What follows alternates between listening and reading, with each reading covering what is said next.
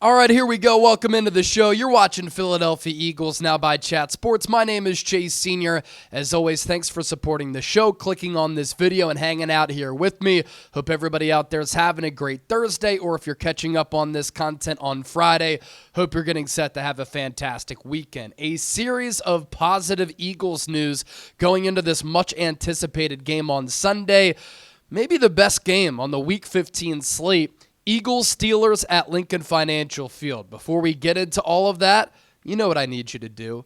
Go on down, hit that subscribe button, because if you want Eagles coverage every single day, I have you covered on the largest independently run Eagles channel right here on YouTube. We're 55 subscribers away from 94,000. That means that we're getting closer and closer toward 100K. Very few YouTube channels out there who have that silver plaque from YouTube. And once we get it, and once we reach that milestone, we're having a celebration right here on Eagles Now.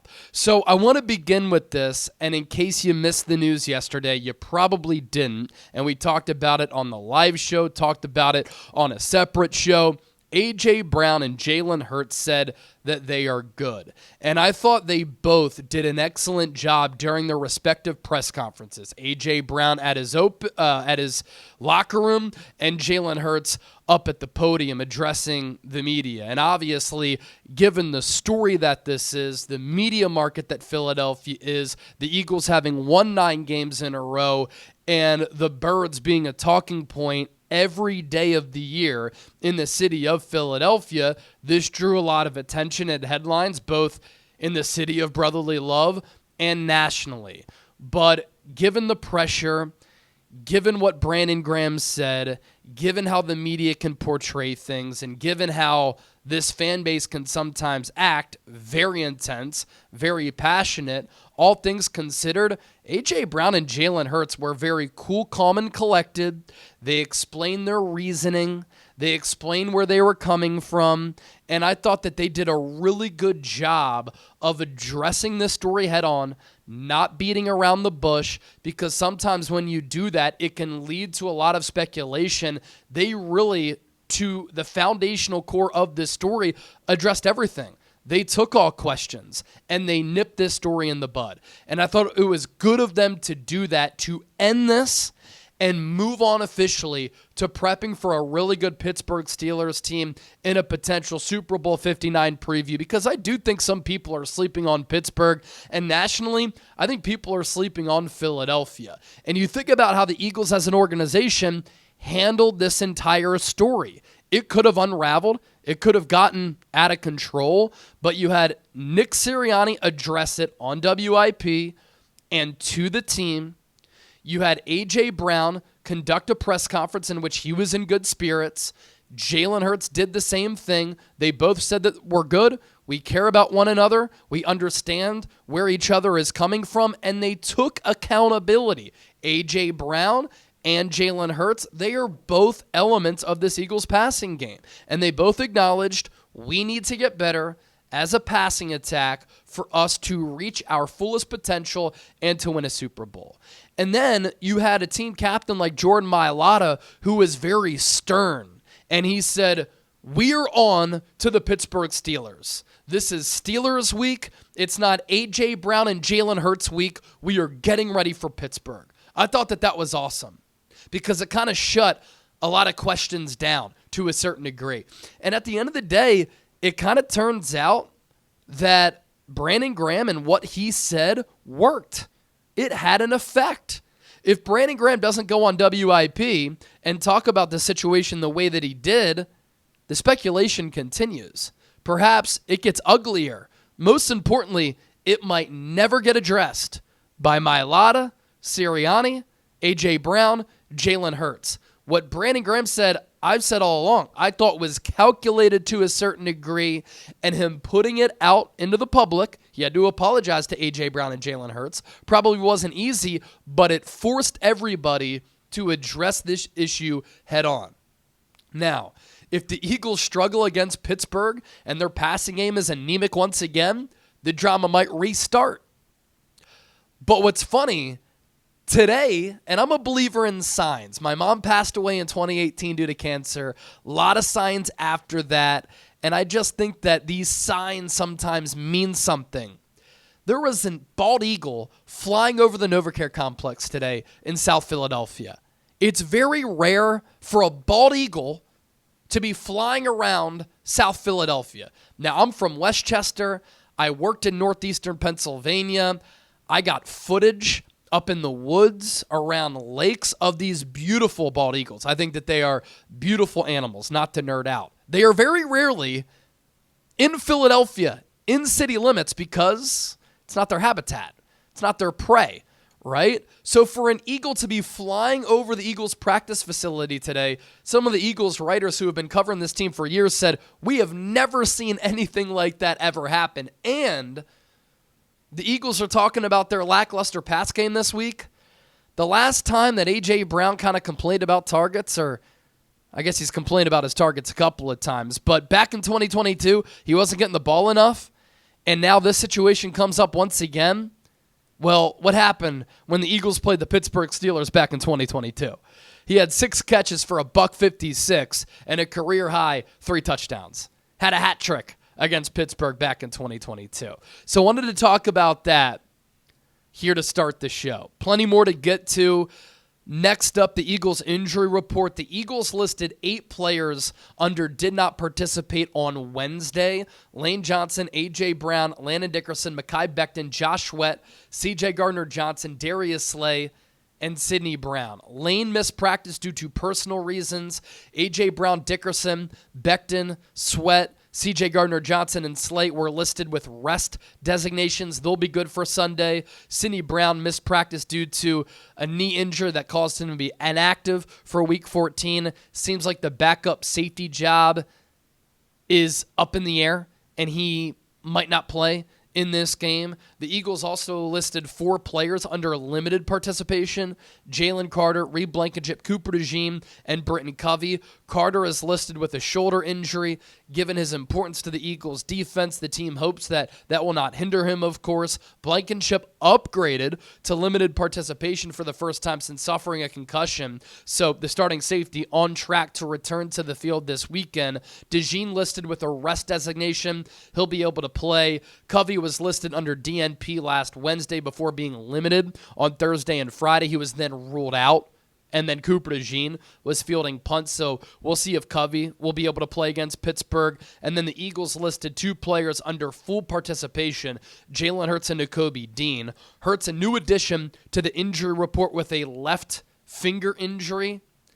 As a reminder, that's his non-throwing hand. We know that he's a righty. I also just saw, literally, that Jeff McClain tweeted out the Eagles injury report. So here we go. Limited, Sidney Brown, knee. Full, Mekhi Becton, Reed Blankenship, A.J. Brown, Jalen Carter. That's great news. Britton Covey, Nakobe Dean, Cooper DeJean, Landon Dickerson, C.J. Gardner-Johnson, Jalen Hurts, Lane Johnson, Darius Slay, and Josh Sweat. So all of those players are full, and as we sit here approaching the middle of December, Philadelphia, a pretty healthy football team. And you remember back to 2022 when they made it to the Super Bowl, all of their starters started in that game in February. More to get to, but first, today's Philadelphia Eagles now, sponsored by Game Time, the best place to get tickets. They specialize in last-minute tickets at the lowest price guaranteed, and with the holidays coming up just around the corner, why not get somebody who you really care about tickets to an Eagles game, tickets to a Sixers game? It's also not just an app for sporting events. I love unplugging from sports sometimes because I talk about them for a living. I love going to concerts, love all types of music, love going to comedy shows. You can go to a theater event, and so download the Game Time app, create an account, use the code CHATSPORTS, CHATSPORTS, so that Game Time knows that Eagles now sent you. But when you plug in that code CHATSPORTS, you get $20 off. Terms apply. First purchase only. Take the guesswork out of buying tickets with Game Time. What time is it? Game Time. Other news that I want to get to here on the show. Bill Belichick will not be joining the NFC East. That includes taking over for Nick Sirianni if the Eagles were to collapse late in the year and he were to get fired. Of course, that was a big rumor last offseason. going into this year when Philadelphia started the 2024 campaign a little bit up and down. I think Sirianni's job is safe given how Philadelphia has played this year, although 4 games left. If it gets ugly, the A.J. Brown, Jalen Hurts thing unravels and they get bounced early in the playoffs, yeah, Philadelphia, Howie Roseman, Jeffrey Lurie, they could be looking at the head coaching spot as a little bit of a question mark, but I think all things considered, Sirianni's done a really good job. But Bill Belichick also won't become the head coach of the Dallas Cowboys and won't become the head coach of the New York Giants. And it's so funny how when I talk about divisional teams here on Eagles now, people are like, stick it to the birds. Why are you talking about other teams in the NFC East? Because it directly impacts Philadelphia. The Eagles play the Cowboys twice a year, the Giants twice a year, and the Commanders twice a year. And when you win the division, you get a home playoff game, and Lincoln Financial Field is a very difficult place to play. But what we want is for the Cowboys to continue to be a disaster. I want them to bring Mike McCarthy back. Give me Mike McCarthy and Dak Prescott for the next several years. That gives me confidence they're not going to be a threat. They're not going to do anything. I hope the New York Giants, who have now lost, 8-9 games in a row, they are a dumpster fire. Thank you, New York Giants, for Saquon Barkley. I hope they continue to be an awful football team. If Bill Belichick were to go to Dallas, if Bill Belichick were to go to the New York Giants, both of his hands are nearly full of Super Bowl rings at this point. All right? He's looked at as arguably the best coach of all time. And I think that he would make those teams competitive and make them winners right from the jump. And so Bill Belichick going to UNC and not a team or a counterpart inside the NFC East, that's huge for the Philadelphia Eagles. As for my instant reaction and my thoughts, I put them up on my X and Instagram page at Chase_Senior if you want to give me a follow. I think it's fascinating for so many reasons. Bill Belichick is in his early 70s, but he's pretty youthful. I mean, shoot, look at his girlfriend. This is a dude who also loves ball. And I think he's taken this job because he wants to feel wanted. He wants to feel valued. He wants to do things his way. And an NFL team didn't hire him. Wasn't interested. Last year, he got turned down. UNC, they're giving him a bag. They're giving him full autonomy of that program. And I think that Belichick looks at that as a pretty cool opportunity. And he's saying to himself, I'm wanted. And I want to go somewhere where I'm wanted, but how I can run things the way that I want to run things. My man put together a 400-page manifesto for how he envisions running the UNC football program. And Chapel Hill becomes Chapel Bill now because he's going to be able to have full control over that program. He's going to bring in all of his own people. We already know Mike Lombardi is going to be the general manager of the program. He's probably going to hire his son to be the defensive coordinator. We'll see if Josh McDaniels is the OC. He made Freddie Kitchens, the former Browns interim coach, his first hire, held his press conference today. And I just think that Belichick's love for ball, he's going to, when he takes the field, be able to outcoach any team in the ACC. It's not a great conference. And with the expanded college football playoff, I think that UNC has an opportunity to be in the dance, to be a factor. I also think the transfer portal, it's a lot like NFL free agency, is going to allow Belichick to pluck these players out of the portal, make UNC a win-now program, and if you're a college player, what better pathway to the NFL? What better developmental program than UNC? Bill Belichick, you're going to be surrounded by NFL guys, and it's going to be run like an NFL program. And then as far as scheme goes, defensively it works. Offensively, needs some work. X's and O's, though, special teams, all 3 phases, you know Bill Belichick is going to be able to bring it. And some people are like, he's not going to be able to recruit. I think Belichick loves ball so much that he loves scouting. I mean, his dad, when he was a coach at Navy, not a head coach, but a coach at Navy, wrote like the book of scouting. And so Belichick approaches the game in that way of he loves football so much, he's going to be willing to scout and recruit players. And so I'm fascinated by this for a variety of reasons, and good news for Philadelphia. He's not going to be coming to the NFC East, although there is a buyout clause in his contract where the buyout goes from like $10 million to $1 million by like March 1st. And so he could leave UNC without ever coaching a game, and the buyout goes down from $10 million to $1 million if he were to get an NFL head coaching job. He did say today, I didn't come here to leave, but of course he's not going to say in his introductory press conference, yeah, I'm going to keep the door open for an NFL gig. Elsewhere, Jeffrey Lurie sold 8% of the Philadelphia Eagles, and that's based upon the Eagles as an organization being valued at more than $8 billion. If Jeffrey Lurie were to sell the Eagles right now, he's not, still maintains full control of the team, it would be the richest sale in the history of the NFL. Pretty wild. But with him selling a stake of the Eagles, there is chatter about the Eagles either adding a retractable roof to Lincoln Financial Field or building a new stadium.